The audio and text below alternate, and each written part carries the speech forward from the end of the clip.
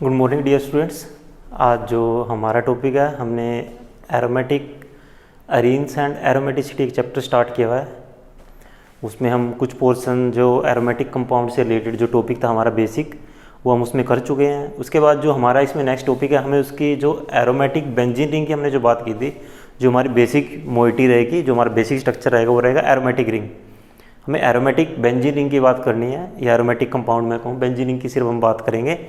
हमारे जो सिलेबस में सिर्फ वो बेंजीन इंक्लूडेड है। सो अगर हम बात करें केमिकल रिएक्शंस की, हम बात करें एरोमेटिक कंपाउंड की, सो जो हमारा आज का टॉपिक है एरोमेटिक इलेक्ट्रोफिलिक सब्स्टिट्यूशन, उसका जो जर्नल पैटर्न है मैकेनिज्म का, हमें वो डिस्कस करना है। सो अगर मैं ब्रॉड वे में बात करूँ, सो जो हमारा आज का टॉपिक है aromatic electrophilic substitution, aromatic electrophilic substitution.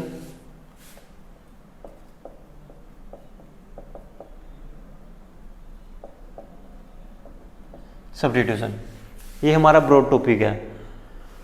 सो हमें पहले तो मैं आपको बता दूं कि जो जनरली जो हमारे पास एरोमेटिक रिंग होता है, जो बेंजीन रिंग होती है, वो एल्कीन की तरह बिहेव करता है। मीन्स उसका जो समवर्ट जो करैक्टर रहता है वो एल्कीन की तरह रहता है। जब मैंने आपको एरोमेटिक का बेसिक जो हमारा चैप्टर है, जो वीडियो लेक्चर है जिसमें मैंने एरोमेटिक कंपाउंड के बेसिक के बारे में आपको बताया है, सो मैंने वो चीज़ वहाँ पे भी क्लियर किया है कि जो हमारे पास जो एरोमेटिक कंपाउंड होता है, जल्दी उसका जो केमिकल बिहेवियर की अगर मैं बात करूँ, तो समवट एल्कीन की तरह होता है। कंप्लीटली हम नहीं कह सकते कि थोड़ा बहुत एल्कीन की तरह होता है। जैसे एल्कीन में हमारे पास डबल बॉन्ड होता है, पाई बॉन्ड यहाँ पे भी होता है, तो सेम उसकी तरह हम बात करेंगे। हमें पता है कि बेंजीन में क्या होता है, हमारे पास पाई इलेक्ट्रॉन होते हैं।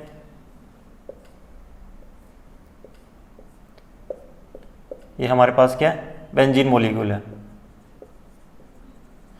बेंजीन क्या करता है, जनरली 2 इलेक्ट्रॉन क्लाउड को कंटेन करता है। एक वन उसके अबोव द प्लेन होता है और दूसरा उसके क्या होता है, बिलो द प्लेन होता है। एक्चुअल में जो इसका स्ट्रक्चर होता है वो इस तरह से होता है। कंप्लीटली तो यहाँ पे नहीं पॉसिबल होगा, लेकिन फिर भी मैं थोड़ा सा इसमें ट्राई करता हूँ। इस तरह से होता है। इसमें जो यहाँ पे पी ऑर्बिटल है, पीजेड जो ऑर्बिटल है,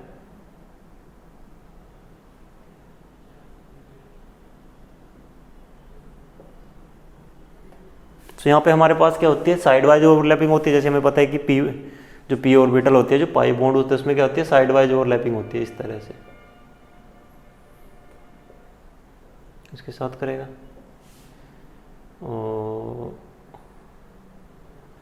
सॉरी, यहाँ पे इसको ऐसे नहीं रिप्रेजेंट कर सकते हम।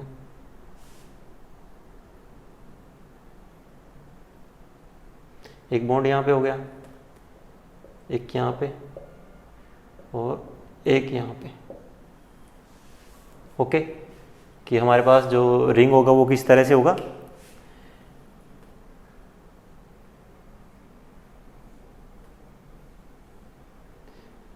एक बॉन्ड यहाँ पे, एक बॉन्ड यहाँ पे, एक बॉन्ड यहाँ पे। हम इसको जनरली इस तरह से भी दिखा देते हैं, आपने देखा होगा बुक्स में, कि जो पाई इलेक्ट्रॉन क्लाउड है वो एक इसके अबव द पिलर, एक उसके मैं अगर बनाना चाहूँ उसको, मीन्स वो यहाँ पे होता है समवट, ये अबव है। ओके, और जो मैं यहाँ पे दिखा रहा हूँ डॉटेड, वो उसके बिलो है। यहाँ पे इस तरह से डबल बॉन्ड, ये मैंने रफली बताया है आपको बना के, कि जो हमारे पास बेंजीन की अगर मैं बात करूँ, उसके अंदर क्या होता है, pi electron cloud, pi electron होते हैं। और पाई इलेक्ट्रॉन में क्या होता है कि हमारे पास उसके पास पाई इलेक्ट्रॉन क्लाउड होता है, जो उसके एक अबव द प्लेन लाई करता है, और एक उसके बिलो द प्लेन होता है, जो रिंग की हम बात करें। और मैं अगर बात करूं सिग्मा इलेक्ट्रॉन में, हमारे पास क्या होता है, एंड टू एंड ओवरलैपिंग होती है। जैसे अगर मैं सिग्मा बॉन्ड की बात करूं, सिग्मा बॉन्ड कैसे बनता है, जैसे मेरे पास एक पी डबल शेप ऑर्बिटल है, एक ये है, और यहाँ पे क्या हो रहा है, जैसे इस तरह से हो रहा है, तो सिग्मा बॉन्ड बन रहा है। सो अगर मैं बात करूँ सिग्मा बॉन्ड के कंपैरिजन में, जो पाई बॉन्ड होता है हमारे पास, जो उसमें इलेक्ट्रॉन क्लाउड होता है, पाई बॉन्ड में जो इलेक्ट्रॉन क्लाउड होता है वो होता है कि ज़्यादा एक्सपेंडेड फॉर्म में होता है। वो जो उसका इलेक्ट्रॉन क्लाउड होता है वो ज़्यादा एक्सपेंडेड फॉर्म में होता है, और एक्सपेंडेड फॉर्म में होने के साथ साथ वो लूजली बाउंड भी होता है।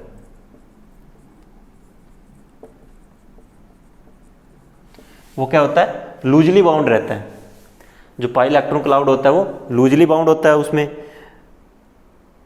सो हम ये कह सकते हैं कि जब वो लूजली बाउंड होता है, इलेक्ट्रोडेंसिटी तो ही है, सो हम ये कह सकते हैं कि वो इजीली अवेलेबल होता है इलेक्ट्रोफाइल के लिए, लूजली बाउंड होने की वजह से, so it is easily available for electrophile. Electrophile को मैं ई के ऊपर एक प्लस साइन लगा के वैसे रिप्रेजेंट करूंगा। सो हम डायरेक्टली मैं ये बोल सकता हूँ कि जो बेंजीन रिंग है वो as a electron source act करेगा। सो जो हमारे पास बेंजीन रिंग है वो कैसे एक्ट करेगा, act as electron source. Electron source means वो एज ए न्यूक्लियोफाइल की तरह एक्ट करेगा। वो कैसे एक्ट करेगा, वो एज ए न्यूक्लियोफाइल की तरह एक्ट करेगा।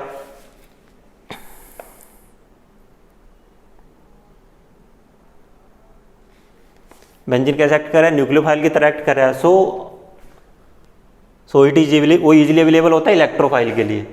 सो हम ये कह सकते हैं कि जो कोवलेंट बॉन्ड फॉर्मेशन के लिए जो इलेक्ट्रॉन डेंसिटी है, जो जिस टाइप की रिएक्शन उसमें पॉसिबल होनी चाहिए थी, बेंजीन रिंग उसके लिए वहाँ पे इजीली अवेलेबल है हमारे पास। बेंजीन क्या करेगा, उसके साथ इजीली वहाँ पे कोवलेंट बॉन्ड फॉर्मेशन करेगा इलेक्ट्रोफाइल के साथ, और वहाँ पे वो क्या देगा, इलेक्ट्रोफिलिक एरोमेटिक सब्स्टिट्यूशन रिएक्शन जल्दी शो करता है बेंजीन। क्योंकि उसके बाद जो पाई इलेक्ट्रॉन क्लाउड होता है वो अबव द प्लेन भी होता है, बिलो द प्लेन भी होता है, और जो पाई बॉन्ड में जो इलेक्ट्रॉन क्लाउड होता है वो लूजली बाउंड होता है, थोड़ा एक्सपेंडेड फॉर्म में भी होता है स्पेस में। सो वो ईजिली अवेलेबल होता है इलेक्ट्रोफाइल के लिए।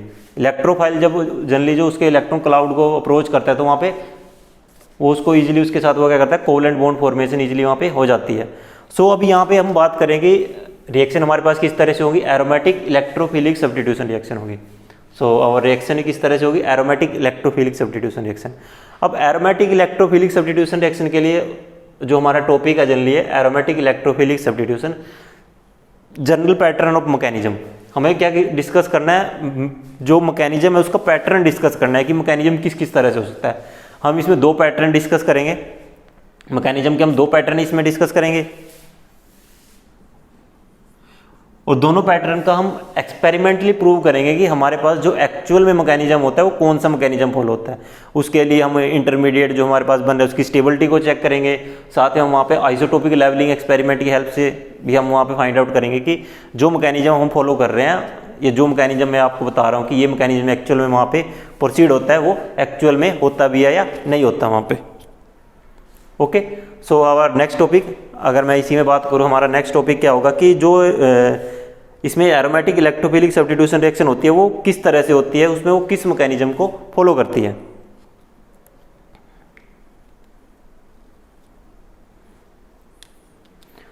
सो हम यहाँ पे दो रिएक्शन है, दोनों को डिस्कस करेंगे वन बाय वन, और उसके बाद हम चेक करेंगे कि एक्चुअल में वहाँ पे कौन सी रिएक्शन होती है।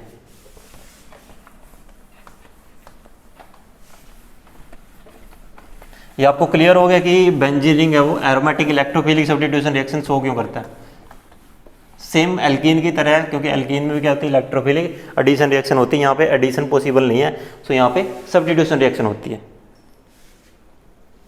सो अवर फर्स्ट मैं कंसीडर करता हूँ कि वहाँ पे कंसर्टेड मैकेनिज्म हो। फर्स्ट वहाँ पे क्या हो, कंसर्टेड मैकेनिज्म हो, it may be concerted. Concerted mechanism में आपको पता है कि जो बॉन्ड मेकिंग और जो बॉन्ड फॉर्मेशन है वो साइमल्टेनियसली होती है और वन स्टेप प्रोसेस यहाँ पे जनरली होती है। इसमें क्या है कि जो न्यू कोवलेंट बॉन्ड फॉर्मेशन होगी, जैसे मैंने कहा था कि जो बेंजीन रिंग है इलेक्ट्रोफाइल के साथ कोवलेंट बॉन्ड फॉर्मेशन के लिए वहाँ पे इजीली अवेलेबल रहता है, या वो इजीली रिएक्शन को वहाँ पे प्रोसीड कर देता है। जैसे मेरे पास बेंजीन है और मेरे पास इलेक्ट्रोफाइल है, वो उसके साथ क्या करें, मैंने कहा कि वहाँ पे कंसर्टेड मैकेनिज्म होता है। कंसर्टेड मैकेनिज्म मीन्स हमारे पास बॉन्ड फॉर्मेशन और बॉन्ड फॉर्मेशन और जो बॉन्ड ब्रेकिंग है वो साथ साथ होती है। मीन्स यहाँ पे जो कोवलेंट बॉन्ड बनेगा बेंजीन रिंग के कार्बन और इलेक्ट्रोफाइल में, the bond formation between the carbon and the electrophile, carbon atom of the ring and the electrophile, bond formation किसके बीच में बनेगी, यहाँ पे मेरे पास क्या है, बेंजीन है।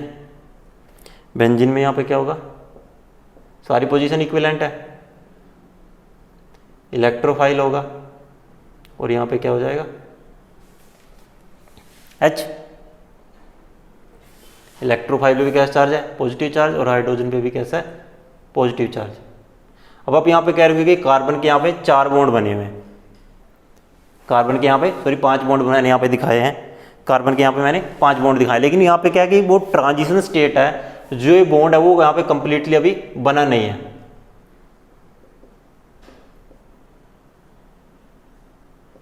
यहाँ से हाइड्रोजन रिमूव हो जाएगा। नेक्स्ट स्टेप में क्या होता है,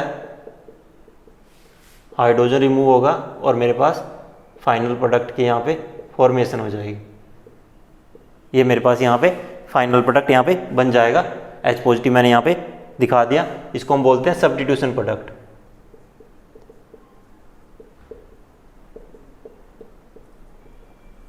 सो फर्स्ट मैकेनिज्म में क्या है कि मैंने फर्स्ट ये अज्यूम किया कि इट मे बी कंसर्टेड, कि मैकेनिज्म यहाँ पे जो है वो कंसर्टेड मैकेनिज्म हो। उसमें क्या हो रहा है कि जो न्यू कोवलेंट बॉन्ड फॉर्मेशन है between the carbon atom of the benzene ring, जो कार्बन एटम है बेंजीन रिंग का, उसमें और जो इलेक्ट्रोफाइल है उसके बीच में जो बॉन्ड फॉर्मेशन है, ठीक है, इलेक्ट्रोफाइल और उसके बीच बेंजीन रिंग का जो कार्बन है उसमें बीच में जो बॉन्ड फॉर्मेशन है वो, and the bond breaking between carbon and hydrogen, और जो कार्बन और जो हाइड्रोजन के बीच में जो ये बॉन्ड ब्रेक होगा।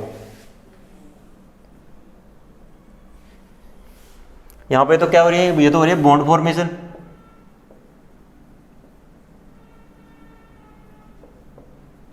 और यहां पे क्या हो रही है बॉन्ड ब्रेकिंग।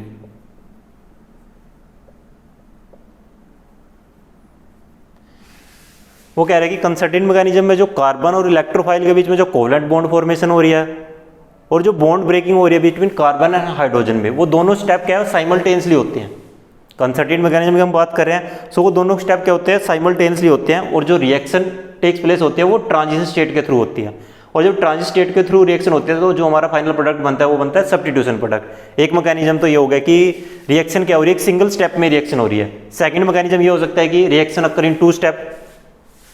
सेकंड मैकेनिज्म क्या हो सकता है, ये 2 स्टेप प्रोसेस हो सकती है। ये सिर्फ हम अज्यूम कर रहे हैं कि इस तरह से चीजें पॉसिबल हो सकती हैं। ये क्या हो सकती है 2 स्टेप प्रोसेस हो सकती है। फर्स्ट स्टेप में क्या होता है कि हमारे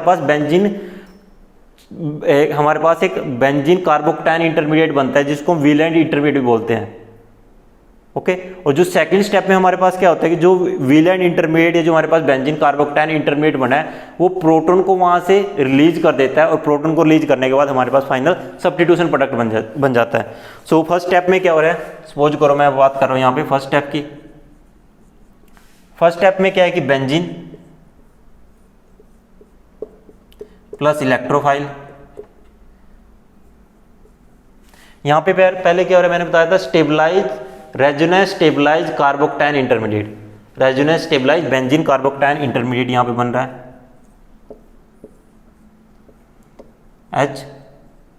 HE,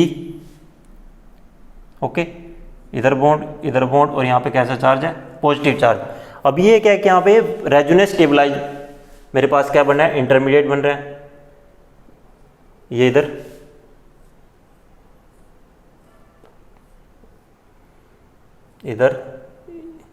यहाँ पे पॉजिटिव चार्ज, यहाँ double bond HE, again resonance stabilise. पहले स्टेप में क्या हो रहा है कि जो कार्बोक्टाइन है जो इलेक्ट्रोफाइल है वो वहां पे कोवलेंट बॉन्ड फॉर्मेशन कर रहा है, और स्टेबलाइज एक रेजोनेंस स्टेबलाइज कार्बोक्टाइन इंटरमीडिएट हमारे पास वहां पे फॉर्मेशन हो रही है। यहाँ पे क्या चार्ज है पॉजिटिव चार्ज, और इसको मैं ऐसे भी दिखा सकता हूं, ये आपको दिख रहा है ना, ओके।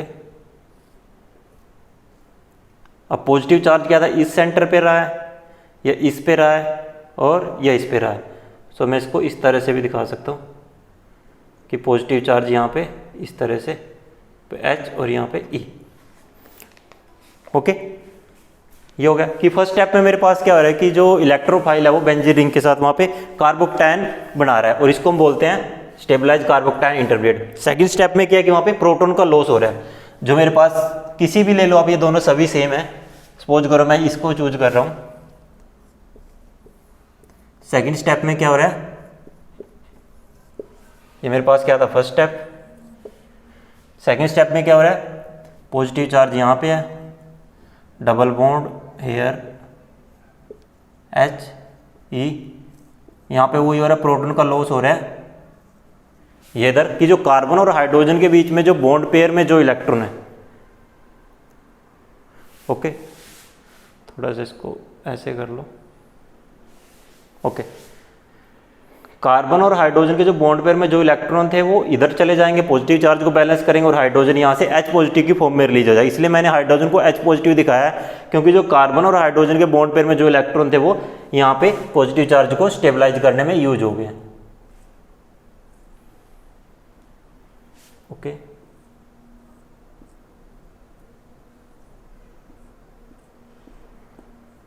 और यहाँ पे क्या आ जाएगा, E आ जाएगा।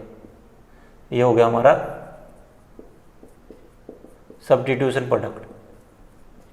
हम स्लोली करेंगे। ओके, अब यहाँ पे अगर मैं बात करूँ, जो मैंने 2 स्टेप प्रोसेस की बात करी, ये यहाँ पे बेंजीन हो गया, बेंजीन के साथ इलेक्ट्रोफाइल हो गया, और जो यहाँ पे ये है इसको मैं ऊपर लिख रहा हूँ, इसको हम बोलते हैं रेजोनेंस स्टेबलाइज्ड कार्बोक्टेन इंटरमीडिएट।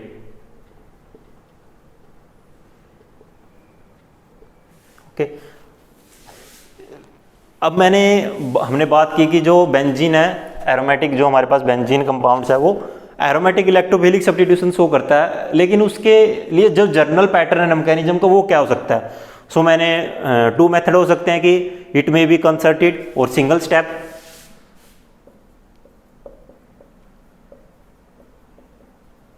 कि कंसर्टेड मैकेनिज्म हो या सिंगल स्टेप मैकेनिज्म हो सकता है। उसमें क्या होगा कि जो बेंजीन है और इलेक्ट्रोफाइल है, और जो बेंजीन के जो कार्बन एटम है, carbon atom of the benzene ring the covalent bond formation in between the carbon atom of the benzene ring and the electrophile and the bond breaking between carbon and hydrogen occur simultaneously, कि दोनों step simultaneously होते हैं और हमें finally substitution product वहाँ पे मिल जाता है। एक तो प्रोसेस ही होगी, ट्रांजिट स्टेट के थ्रू रिएक्शन प्रोसीड होती है। सेकंड मैंने बात की कि 2 स्टेप प्रोसेस भी हो सकती है, मे बी वहाँ पे 2 स्टेप प्रोसेस मैकेनिज्म हो। सो उसमें उस केस में क्या है कि जो बेंजीन है, जब वो इलेक्ट्रोफाइल को अप्रोच करेगा, फर्स्ट स्टेप में क्या होता है कि electrophile adds to the benzene ring forming a resonance stabilise carbocation intermediate that is also called Wheland intermediate. इसको हम बोलते हैं, इसको यहीं पे लिख देता हूं मैं,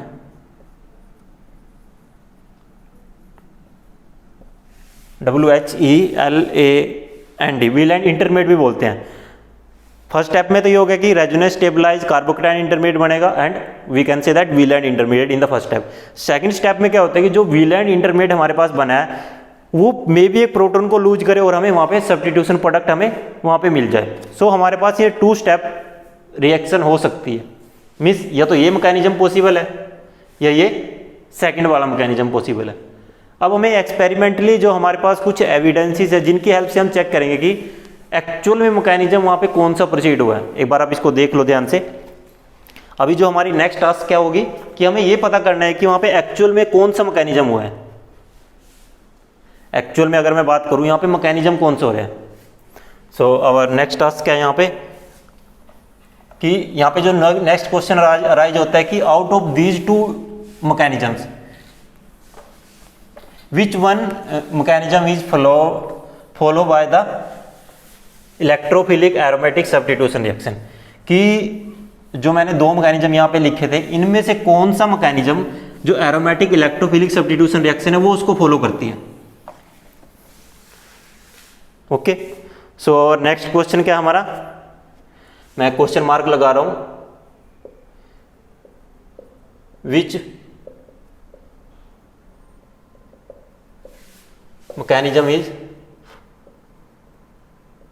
फॉलो, कौन सा मैकेनिज्म वहां पे फॉलो किया जाता है। उसके लिए सबसे पहला जो पॉइंट देते हैं वो है हमारे पास आइसोलेशन ऑफ इंटरमीडिएट।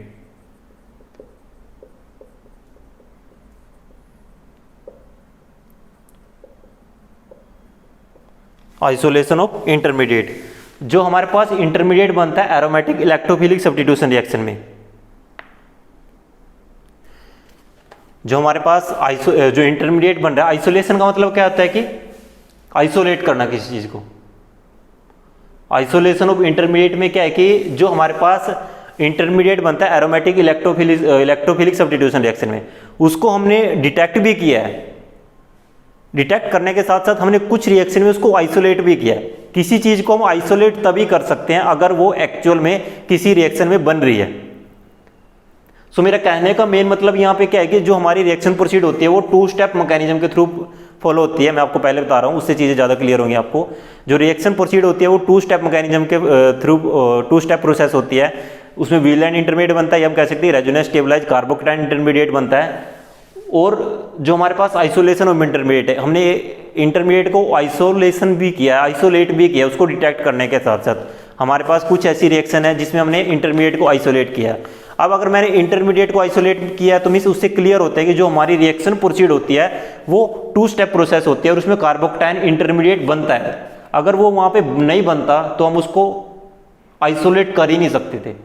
किसी चीज़ को अगर मैं आइसोलेट कर रहा हूँ वो तभी कर रहा हूँ अगर वहाँ पे वो फॉर्म हो रही है। सो इससे यहाँ पे ये क्लियर होता है कि जो हमारी जो इलेक्ट्रोफिलिक एरोमेटिक सब्स्टिट्यूशन रिएक्शन होती है वो प्रोसीड होती है रेजोनेंस स्टेबलाइज कार्बोकेटाइन इंटरमीडिएट के थ्रू, ना कि किसी ट्रांजिशन स्टेट के थ्रू। वो 1 स्टेप प्रोसेस नहीं होती।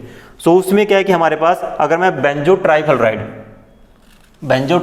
को, मेरे पास ये बेंजो ट्राइफ्लोराइड है, क्योंकि जो ये आइसोलेशन ऑफ इंटरमीडिएट है वो किसी पर्टिकुलर रिएक्शन में किया गया है, हर एक रिएक्शन में हम उसको आइसोलेट नहीं कर सकते। बेंजो ट्राइफ्लोराइड को मैंने नाइट्राइल फ्लोराइड के साथ,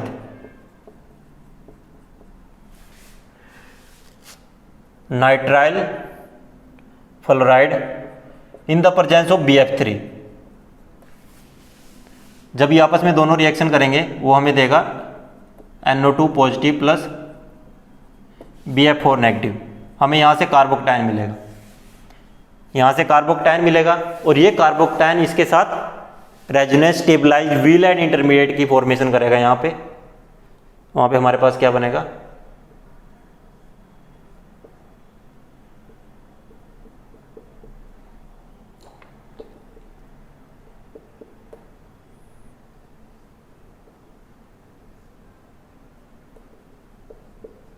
और साथ में BF4 negative as a ions की फॉर्म में रहेगा।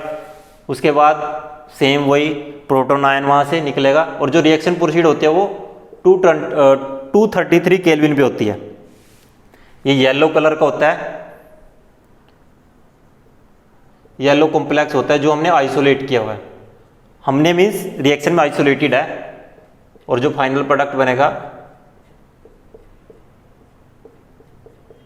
CF3 और यहाँ पे आ जाएगा NO2, साथ में BF3 प्लस HF। अब यहाँ पे मैंने मेटा पोजीशन पे नाइट्रो को लगाया। मैं आपको वैसे बता रहा हूँ, वो हमारा वैसे इस चैप्टर में टॉपिक है कि जो इलेक्ट्रॉन रिलीजिंग ग्रुप होते हैं, अगर बेंजीन रिंग पे ऑलरेडी इलेक्ट्रॉन रिलीजिंग ग्रुप लगा है, सो जो नेक्स्ट सब्स्टिट्यूएंट आएगा वो हमेशा ऑर्थो या पैरा पोजीशन पे आएगा।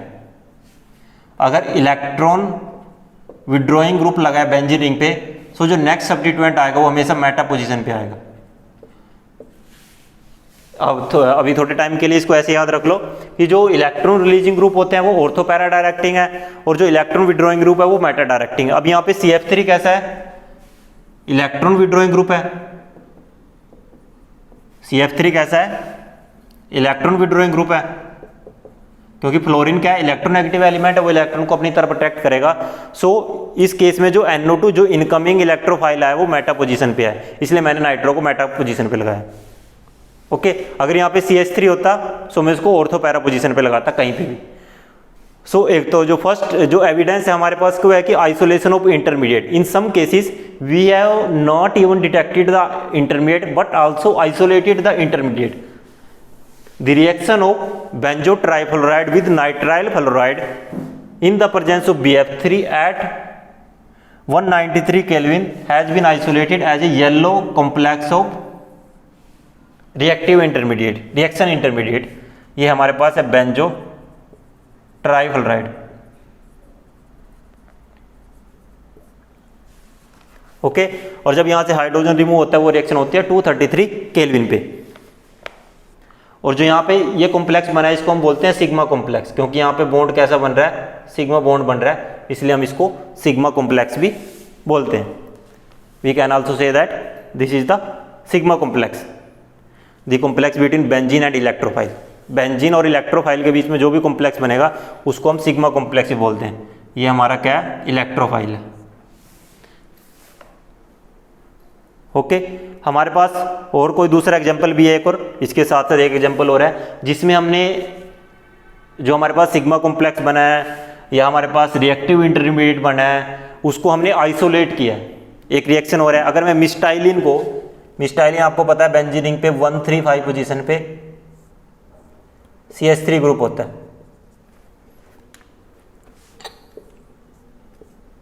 यहाँ पे ओके। अगर मैं इसको रिएक्शन करता हूं इथाइल फ्लोराइड के साथ in the presence of BF3 at 193 Kelvin, there is also again formation of sigma complex. And what is the sigma complex? अब यहाँ पे अगर आप देखोगे मिथाइल ग्रुप लगा है, सो मैं या तो ऑर्था पोजीशन पे लगाऊंगा या मैं पैरा पोजीशन पे लगाऊंगा। सारी पोजीशन इक्विवेलेंट है क्योंकि बेंजीन पे यहाँ पे क्या है 1,3 ट्राइफ्लोराइड है, इसको हम बोलते हैं मिस्टाइलिन। ओके, आपको दिख रहा है, good, sorry.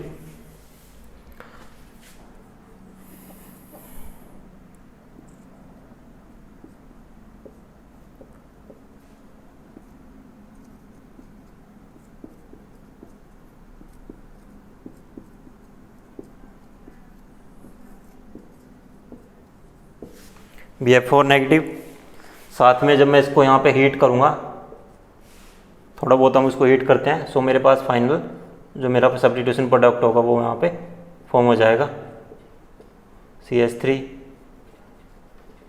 CH3 CH2 CH3 and this one is CH3। ये क्या है 1 2 3 4 5 2 इथाइल मिस्टाइलिन हम इसको बोल सकते हैं, क्योंकि जो मेरे पास अगर 135 पोजीशन पे बेंजीन रिंग पे मिथाइल ग्रुप लगे हैं सो हम उसको मिस्टाइलिन बोलते हैं। So on the basis of isolation of intermediate हमारे पास ये दो रिएक्शन है जिसमें हमने जो हमारे पास इंटरमीडिएट बना है उसको हमने आइसोलेट किया हुआ है, उसने हमको हमने यहाँ पे उसको आइसोलेट किया है। ये दो मेरे पास रिएक्शन हो गई। एक में हमारे पास येलो कॉम्प्लेक्स बनता है, इसको हम सिग्मा कॉम्प्लेक्स ही बोलते हैं। I can also right here this one is the sigma complex, ये दोनों के लिए है। अब इसको एरो से यहाँ समझ लो, इसको हम सिग्मा कॉम्प्लेक्स बोलते हैं। हमने सिग्मा कॉम्प्लेक्स को वहाँ पे आइसोलेट किया, और आइसोलेट तभी किया है जब reaction resonance stabilise carbocation intermediate के थ्रू प्रोसीड हो रही है। अगर रिएक्शन ट्रांजिशन स्टेट के थ्रू प्रोसीड होती है so we can not isolate these two product in two different reaction. Okay, so our next task is, एक तो ये हो गया, एक हम आइसोटोप इफेक्ट की हेल्प से भी ये क्लियर करते हैं कि जो हमारी रिएक्शन है वो किस तरह से प्रोसीड हो रही है।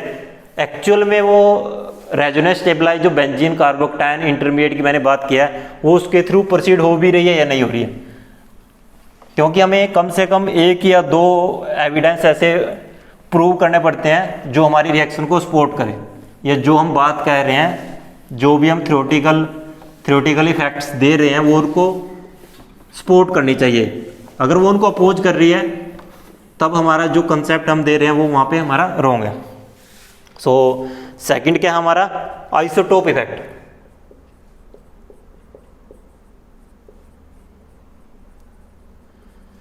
ओके, मेरे पास दो बेंजीन है,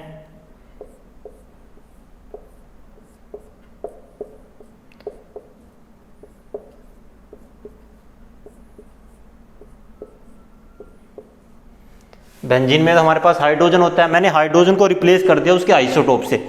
हम क्या डिस्कस कर रहे हैं, आइसोटोप इफेक्ट। मैंने उसके आइसोटोप से उसको चेंज कर दिया। एक में मैंने ड्यूटेरियम यूज किया, हाइड्रोजन का दूसरा आइसोटोप क्या होता है, ड्यूटेरियम।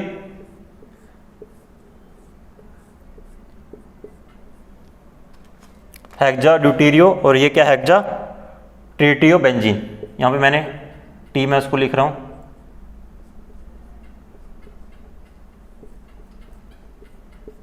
ओके, मेरे पास ये दो हैं, मैंने इलेक्ट्रोफाइल के साथ रिएक्शन की दोनों की।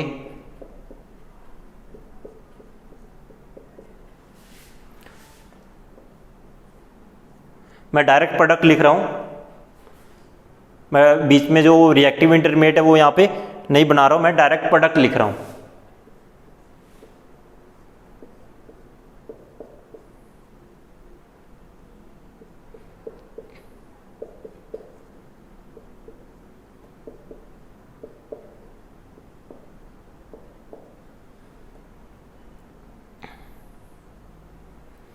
ओके, नहीं मैं बना देता हूं, उससे थोड़ा आपको और ज़्यादा क्लियर हो जाएंगी चीज़ें।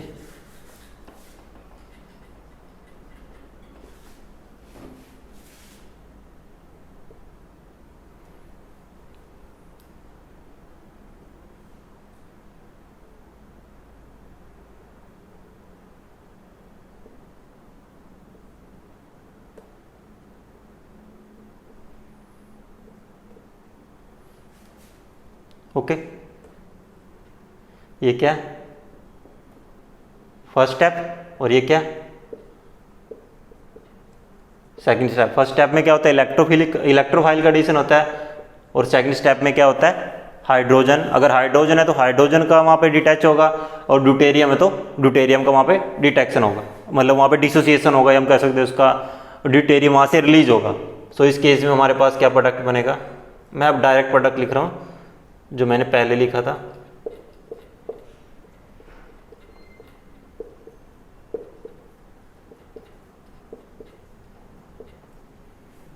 ओके, अब मैं सेकंड बना रहा हूं, फर्स्ट स्टेप है ये तो।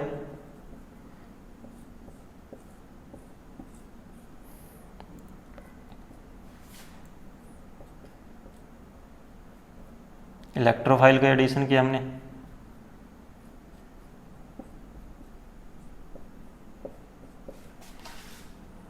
ये क्या है, सेकंड स्टेप है।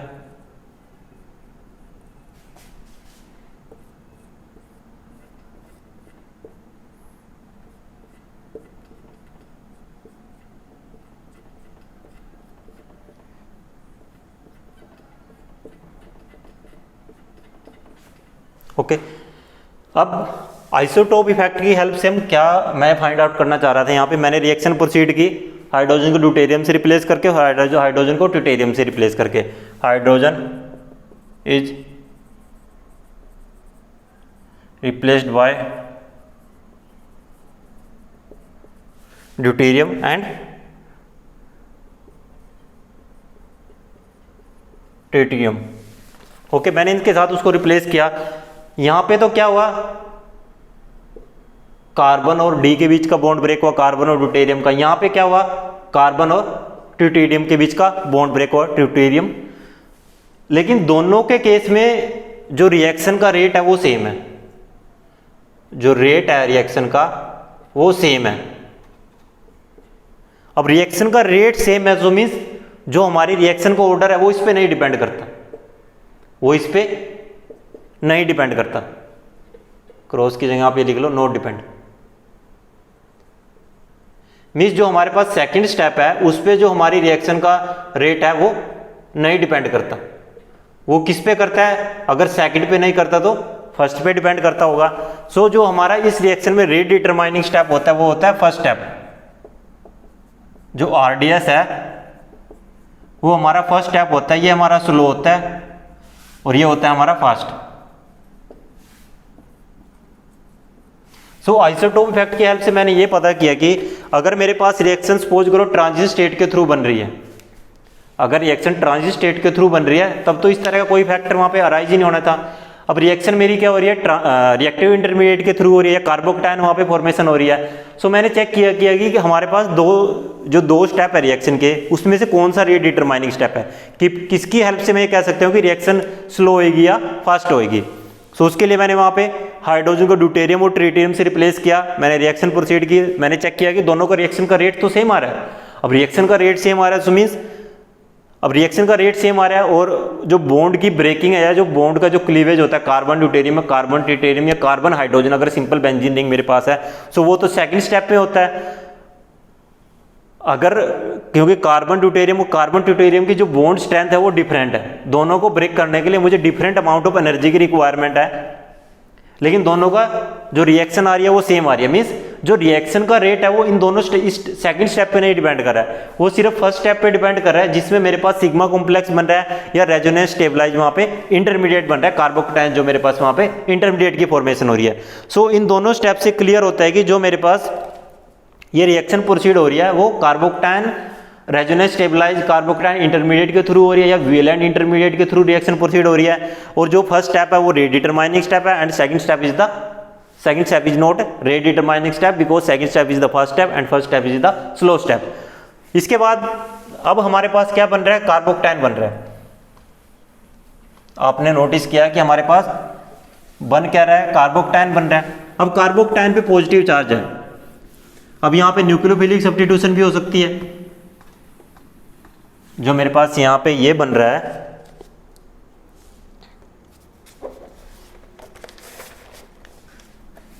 सॉरी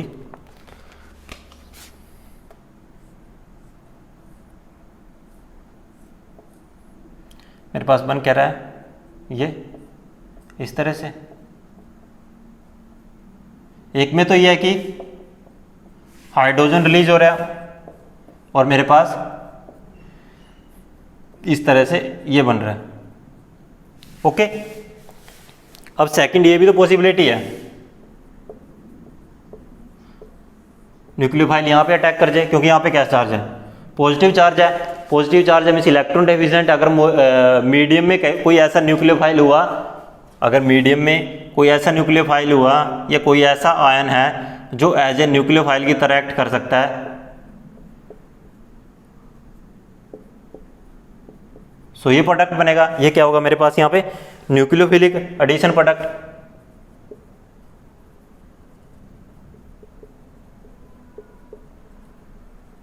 और ये क्या है, सब्स्टिट्यूशन प्रोडक्ट।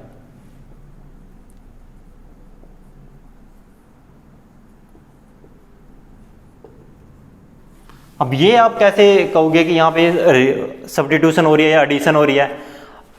अगर न्यूक्लियोफिलिक एडिशन होती है,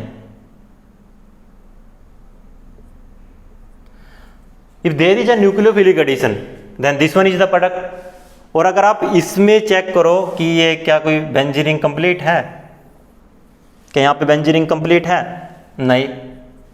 रेजोनेंस है, रेजोनेंस भी नहीं है। अगर बेंजीन रिंग भी नहीं है, रेजोनेंस भी नहीं वहां पे बन रहा है, मींस जो बेंजीन रिंग की जो स्टेबिलिटी है वो क्या हो रही है, डिक्रीज हो रही है। बेंजीन जो मॉलिक्यूल है मेरे पास, जो यहां पे सिग्मा कॉम्प्लेक्स है, ये आया कहां से है, मैं वो भी बना देता हूं, प्लस इलेक्ट्रोफाइल से आया। जो मेरे पास स्टार्टिंग में रिएक्टेंट था और जो फाइनल प्रोडक्ट बना है मेरे पास, तो जो रिएक्टेंट है वो ज़्यादा stabilise as compare to product, so reactant product में कन्वर्ट ही नहीं होगा। मैं किसी काम को तभी करूंगा ना अगर मैं ज़्यादा स्टेबलाइज हो रहा हूँ, मुझे कुछ उससे बेनिफिट हो रहा है। अगर मैं अपनी स्टेबिलिटी को ही लूज कर रहा हूँ सो मैं इधर क्यों जाऊँगा, मैं इधर जाऊँगा ही नहीं। मैं इधर जाऊँगा जहाँ पे मेरी स्टेबिलिटी बनी रहेगी, जहाँ पे मेरी स्टेबिलिटी बनी रहेगी या जहाँ पे जो मेरी एरोमेटिसिटी है उसका लॉस नहीं हो रहा, जहाँ पे मेरा जो रेजोनेंस करैक्टर है वो बन रहा है उसका लॉस नहीं हो रहा है, मैं उस साइड शिफ्ट होऊंगा ना। मैं उस साइड क्यों जाऊँगा जिस साइड मेरा लॉस हो रहा है। सो इस केस में क्या होता है कि हमारे पास जो रिएक्शन होती है वो रेजोनेंस इलेक्ट्रोफिलिक एरोमेटिक सब्स्टिट्यूशन होती है, ना कि न्यूक्लियोफिलिक एडिशन रिएक्शन होती है।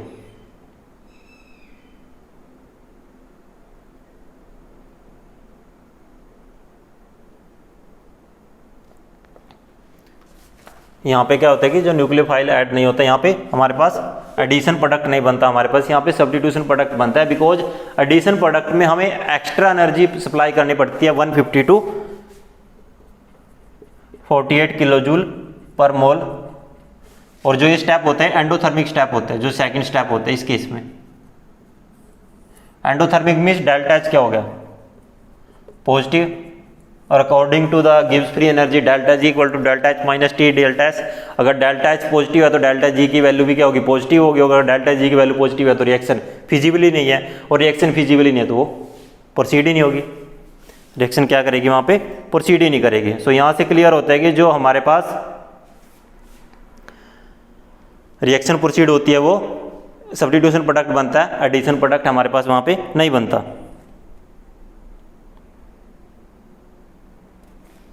एक छोटा सा और कंसेप्ट आता है इसमें हमारे पास। ये तो हो गया कि आपको क्लियर कि हमारे पास सब्स्टिट्यूशन प्रोडक्ट बनेगा, एडिशन प्रोडक्ट नहीं बनेगा। एडिशन में क्योंकि यहाँ पे क्या हो रहा है, डबल बॉन्ड पे एडिशन हो रही है। ये आप वैसे तो अंडरस्टूड है, आप इतने समझदार हो, फिर भी ये इस तरह से डबल बॉन्ड पे एडिशन हो रही है, एडिशन नहीं होगी, सब्स्टिट्यूशन होगी हमारे पास। ओके, इसके बाद एक छोटी सी रिएक्शन, छोटा सा कंसेप्ट है, हल्का सा, कई बार वो 1 नंबर में पूछ लिया जाता है कि मैंने कहा था कि जो हमारे पास बेंजीन रिंग है वो एल्कीन की तरह जनरली बिहेव करता है।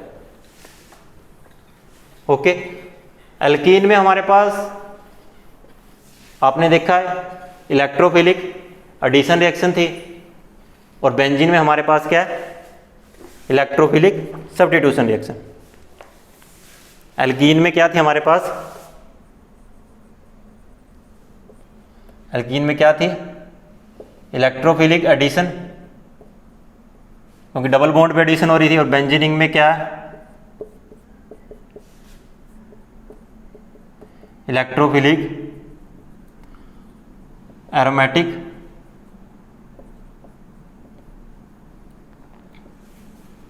बेंजीन में क्या है, एरोमेटिक इलेक्ट्रोफिलिक सब्स्टिट्यूशन, और उसमें क्या हमारे पास, एल्कीन में क्या हमारे पास इलेक्ट्रोफिलिक एडिशन, और बेंजीन में क्या हमारे पास एरोमेटिक इलेक्ट्रोफिलिक सब्स्टिट्यूशन रिएक्शन। दोनों रिएक्शन में अगर मैं रेट की बात करूं, सो जो बेंजीन के केस में हमारे पास रिएक्शन प्रोसीड होती है उसका रेट क्या होता है, स्लो होता है, और इसका रेट क्या होता है, फास्ट होता है।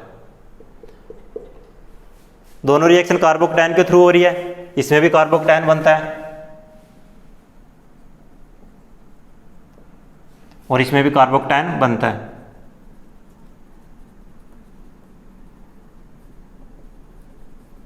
Resonance stabilise carbocation.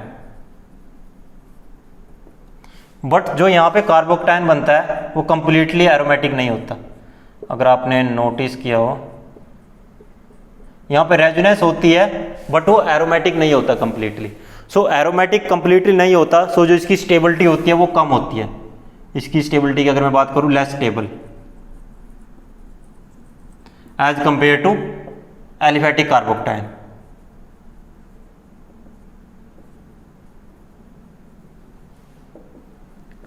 जो एलिफेटिक कार्बोकैटायन बनता है वो ज़्यादा स्टेबल होता है as compare to aromatic carbocation जो हमारे पास बनता है। इसलिए जो एरोमेटिक कार्बोकैटायन हमारे पास बनता है उसमें जो एक्टिवेशन एनर्जी होती है वो ज़्यादा होती है। लेस स्टेबल है तो एनर्जी ज़्यादा होगी। सो इस केस में जो एक्टिवेशन एनर्जी होती है हमारे पास वो ज़्यादा होती है एज कंपेयर टू, अगर मैं इसकी बात करूं,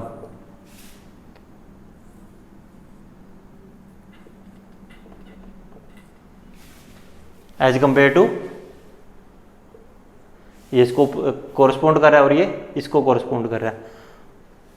जब हम एरोमेटिक कंपाउंड की बात करेंगे तो उस केस में जो हमारे पास रिएक्शन होती है प्रोसीड बेंजीन, अगर एल्कीन को मैं कंपेयर कर रहा हूँ, सो बेंजीन के केस में जो रिएक्शन होती है वो स्लो होती है as compare to simple alkene या जो हमारे पास aliphatic double bond containing compound है, क्योंकि इस केस में जो हमारे पास कार्बोकैटायन बनता है वो लेस स्टेबल है as compare to this one aliphatic carbocation, क्योंकि यहाँ पे कंप्लीटली एरोमेटिक नहीं होता, कंप्लीटली वहाँ पे एरोमेटिक करैक्टर नहीं होता। और जो इसकी जो एक्टिवेशन एनर्जी होती है जो हमारे पास कार्बोकैटायन इंटरमीडिएट बनता है बेंजीन रिंग में, वो बहुत ज़्यादा होती है as compare to this one. इसको थोड़ा और देख लो, बेंजीन और एल्कीन, ये एक्टिवेशन ओके। बेंजीन के केस में जो एक्टिवेशन एनर्जी है वो ज़्यादा है, एल्कीन के केस में जो एक्टिवेशन एनर्जी कम है, रिएक्शन इजीली अचीव हो जाती है। जब रिएक्शन इजीली अचीव हो जाती है सो रिएक्शन फास्ट रहेगी, और बेंजीन के केस में क्या होगी, हमारे पास रिएक्शन क्या होगी, स्लो होगी। सो जो ये हमारा पहला टॉपिक था एरोमेटिक इलेक्ट्रोफिलिक सब्स्टिट्यूशन रिएक्शन, उसका हमने जनरल पैटर्न है मैकेनिज्म का वो डिस्कस किया कि मैकेनिज्म का क्या क्या पैटर्न हो सकता है, रिएक्शन सिंगल स्टेप में हो सकती है, कंसर्टेड मैकेनिज्म होगा या 2 स्टेप प्रोसेस होगी, उसके बारे में हमने इसको डिस्कस किया।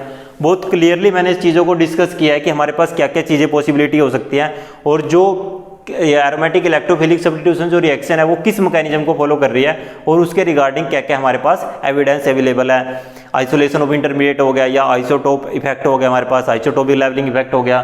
साथ में हमने देखा कि वो एडिशन रिएक्शन शो करती है, सब्स्टिट्यूशन रिएक्शन शो करती है। एडिशन अगर रिएक्शन सब्स्टिट्यूशन शो कर रही है तो वहाँ पे बेंजीन की जो एरोमेटिसिटी है वो लॉस हो रहा है, उसका एरोमेटिक कैरेक्टर वहाँ पे डिस्टर्ब हो रहा है, एरोमेटिक जो बेंजीन है उसकी स्टेबिलिटी का वहाँ पे लॉस हो रहा है। लेकिन सब्स्टिट्यूशन के केस में जो उसकी स्टेबिलिटी है वो बनी रहेगी और मॉलिक्यूल की स्टेबिलिटी भी वहाँ पे बनी रहेगी।